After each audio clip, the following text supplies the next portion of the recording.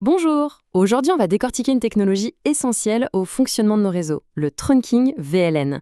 C'est en fait ce qui permet à différents services, même s'ils sont dans des bâtiments séparés, de communiquer entre eux sans aucun problème. Allez, on plonge au cœur du sujet.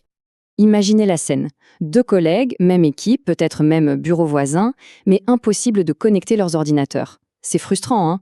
Eh bien, cette situation, qui arrive tout le temps, c'est précisément le genre de casse-tête que le trunking VLAN vient résoudre. Voyons comment.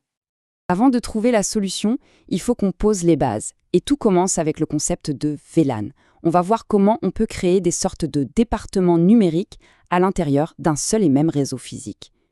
Alors un VLAN, ou réseau local virtuel, qu'est-ce que c'est exactement?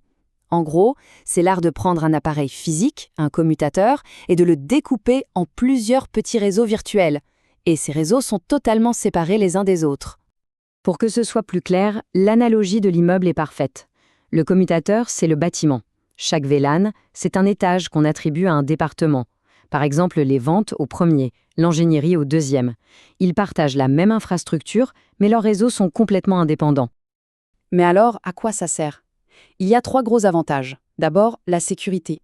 Les données du département ingénierie sont complètement invisibles pour celui du marketing. Ensuite, l'organisation, c'est beaucoup plus simple de gérer le réseau comme ça. Et enfin, les performances, on réduit le brouillage inutile sur le réseau, ce qui le rend plus rapide pour tout le monde. Ok, les VLAN, c'est compris. Mais là où ça se corse, c'est quand l'entreprise commence à grandir. Et c'est là que le vrai problème de communication fait son apparition. L'entreprise se développe, on ouvre un deuxième bâtiment. Il faut donc installer un deuxième commutateur. Et bien sûr, on y reproduit la même organisation. Les ventes au premier étage, l'ingénierie au deuxième, c'est une copie conforme du premier. Pour connecter les deux bâtiments, on tire un câble réseau tout simple. Et c'est là qu'on tombe sur un os. Par défaut, ce câble ne peut faire partie que d'une seule VLAN. C'est un peu comme si on construisait une passerelle entre les deux immeubles, mais qui ne relierait que les étages du marketing, en laissant tous les autres complètement isolés.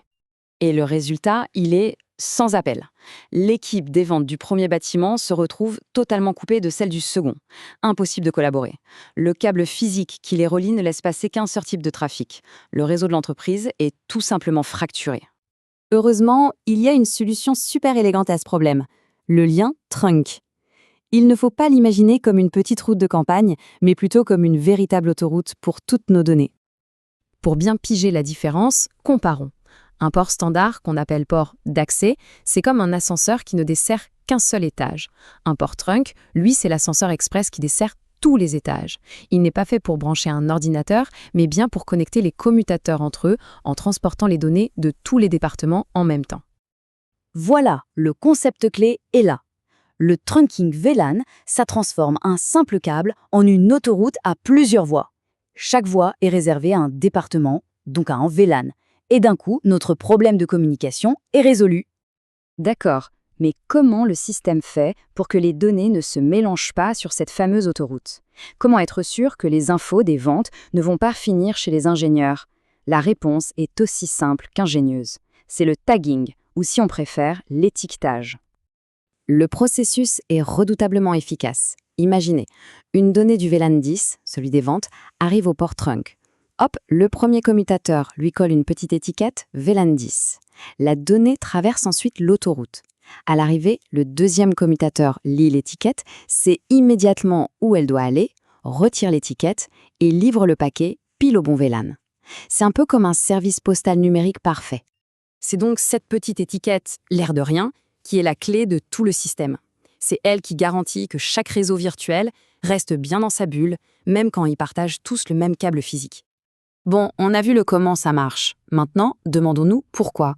Pourquoi ce concept est-il à ce point fondamental dans les réseaux d'aujourd'hui? Les avantages sont juste énormes. L'évolutivité d'abord. Le département des ventes peut s'étendre sur 10 bâtiments si besoin. L'efficacité. Un seul port fait le travail de 10, ce qui économise des ports sur nos appareils. La gestion est aussi beaucoup plus simple, et la flexibilité est totale. C'est vraiment la pierre angulaire de tout réseau moderne qui se veut agile et prêt à évoluer.